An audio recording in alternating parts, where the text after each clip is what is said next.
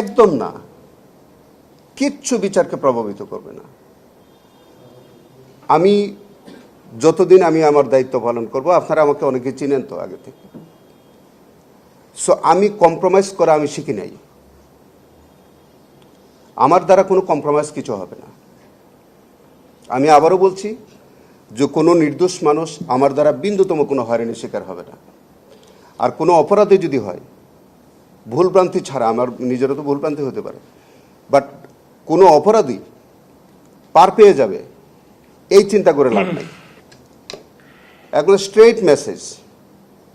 কোনো নিরপরাধ ব্যক্তি হয়রানির শিকার হবেন না, কোনো অপরাধী ছাড় পাবে না, যে জাতির প্রত্যাশা অনুযায়ী যাতে আমরা কিছু একটা করতে পারি। এখানে রাগ, অনুরাগ, বিদ্বেষ, সমুখ এরকম কিছু না, যারা ফেয়ার, এটাই ফেয়ারনেসের বাইরে কিছু আমি চিন্তা করতেছি না।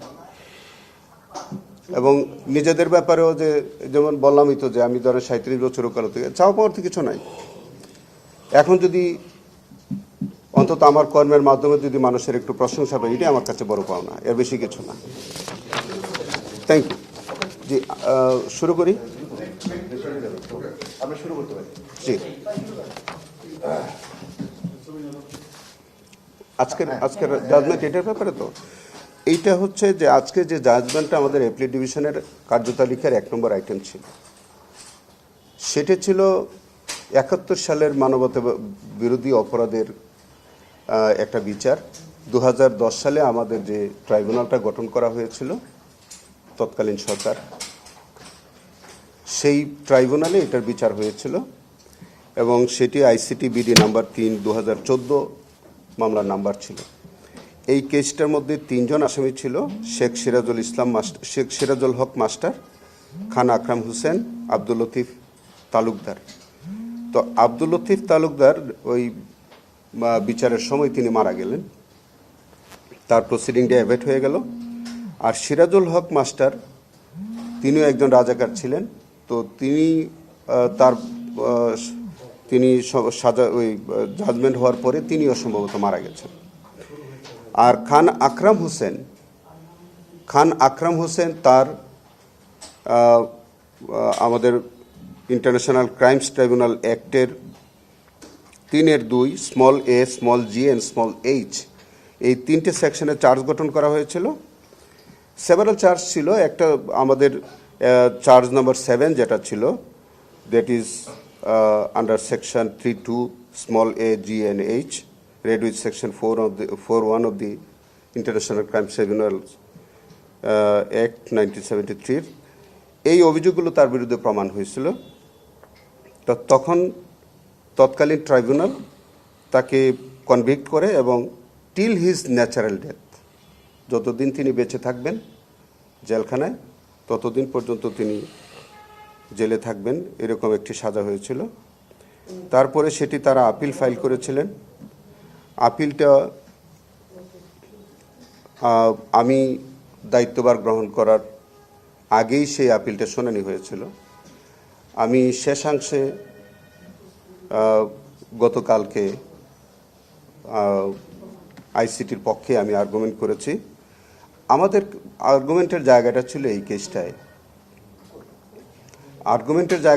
সেটা আমাদের প্রসিকিউশন কেসটা ছিল যে জনৈক ফ্রিডম ফাইটার ফজলুর রহমান, তিনি বাগেরহাটের তেলিগাতি নামক একটি জায়গায় তিনি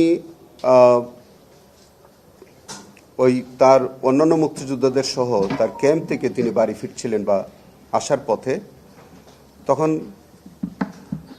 এই রাজাকার যারা শেখ সিরাজুল হক মাস্টার, আকরাম হোসেন, লতিফ তালুকদার সহ অন্যরা, তারা তাকে ক্যাপচার করে নেয় রাস্তায়, তাকে একটা বাজারের মধ্যে নিয়ে যায়। সেখানে আকরাম হোসেন প্রথম গুলি করে এবং অন্যান্যরাও তাকে গানশট করে, সেটা তাকে ওখানে হত্যা করা হয়।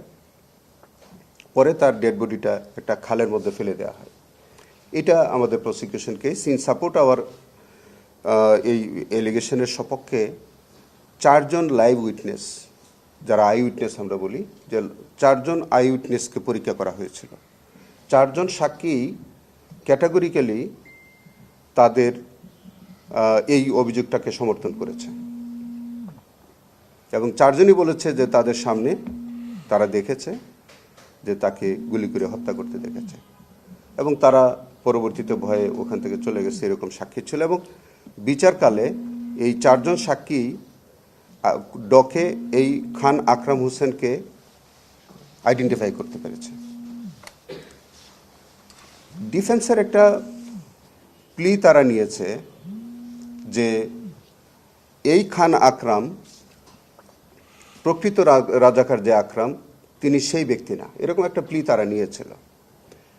কিন্তু কালকে তাদের কনসাস স্টেটমেন্ট থেকে আমি দেখিয়েছি এটা, যে তারা কনসাস স্টেটমেন্টের প্যারাগ্রাফ 7-এ তারা নিজেরাই স্বীকার করেছে যে আসলে 2 জন আকরাম ছিল, সেপারেট, দে আর সেপারেট আকরাম। সো এখানে আইডেন্টিফিকেশনের কোনো প্রশ্ন নাই। আমরা পরিষ্কার করে বলেছি যে আমরা এখানে যে খান আকরাম শুনলেন, he was actually accused in this case, আর তারা যে আকরামের কথা বলতে চায় সেই আকরাম থাকতে পারে, একই নামে 2 জন আকরাম থাকতে পারে, কোনো আইনগত তো সমস্যার কিছু নাই। তো যেহেতু ডকে এই খান আকরামকেই শনাক্ত করেছে, প্রত্যেকটা ফ্রিডম ফাইটারের সাক্ষী, তারা প্রত্যক্ষদর্শী ছিল, তারা আইডেন্টিফাই করেছে, এবং কেসটা আমরা মনে করি যে এটা যথাযথভাবেই রাষ্ট্রপক্ষ মানে চিফ প্রসিকিউটরের পক্ষ থেকে এটা প্রমাণ করতে সক্ষম হয়েছিল। গতকালকে তা যেটা একটা আইনগত আলোচনায়, যেটা আমাদের আজহারুল্লাহ সাহেবের কেসে যে পয়েন্টটা তারা সেটেল করেছে আমাদের অ্যাপিলেট ডিভিশন ইতোমধ্যে, যে যে ওয়াইড স্প্রেড অথবা সিস্টেমেটিক ক্রাইম, এইটা এই অফেন্সটা ওয়াইড স্প্রেড বা সিস্টেমেটিক ক্রাইমের মধ্যে আসবে কিনা। যদিও আপনারা জেনে থাকবেন যে এটা ইতিমধ্যে আমাদের 24 সালে কিন্তু এই অংশটা, আইনের এই ব্যাখ্যাটাই আমাদের পূরণ করার জন্য আমাদের একটা আইন সংশোধন হয়েছে।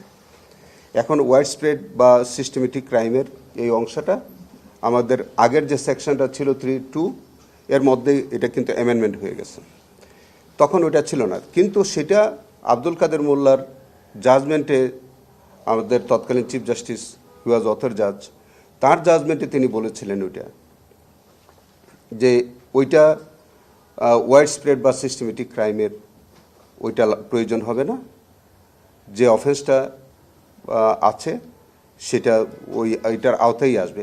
কারণটা আমি ব্যাখ্যা করে বলি আপনাদেরকে। বিষয়টা হচ্ছে 71 সালে রাজাকার বাহিনী যেটা গঠন করা হয়েছিল, আমি মনে করি যে আমি ভবিষ্যতে যদি এরকম কেস হয়, আমি এই ব্যাখ্যাটা আমি আদালতের সামনে আমি তুলে ধরতে চেষ্টা করব। আমি গতকালকেও আমি বলেছি সেটা, যে এই যে ওয়াইড স্প্রেড বা সিস্টেমেটিক ক্রাইমের যে প্রসঙ্গটা আনা হয়, 71 সালের মানবতা বিরোধী অপরাধের সবটাই সিস্টেমেটিক এবং ওয়াইড স্প্রেড অ্যাটাক বা ক্রাইম ছিল। কেন ছিল? তখন 71 সালে রাজাকার বাহিনী একটা গঠন করা হয়। সেই রাজাকার বাহিনীর একটা অ্যাসাইনমেন্ট ছিল to act all over the country. এটা কিন্তু কোনো ইন্ডিভিজুয়াল অ্যাক্ট ছিল না, ব্যক্তি বিশেষ কোনো অফেন্স না। এটা রাজাকার বাহিনী তখন তারা গঠন করে, তাদের প্রত্যেকটা বাহিনীর সদস্য সারা বাংলাদেশের প্রত্যেকটি আনাচে কানাচে তারা কিন্তু এই হত্যাকাণ্ডের মতো বা অন্যান্য মানবতা বিরোধী অপরাধের মতো ঘটনাগুলো তারা ঘটিয়েছে। সো এখন পার্টিকুলার কোনো এক জায়গায় কোনো রাজাকার বাহিনীর কোনো মেম্বার তারা যদি কোনো কাজ করে, তাহলে এটা কিন্তু ওই ওয়াইড স্প্রেড বা ওই সিস্টেমেটিক ক্রাইমসেরই একটা অংশ বলে গণ্য হবে।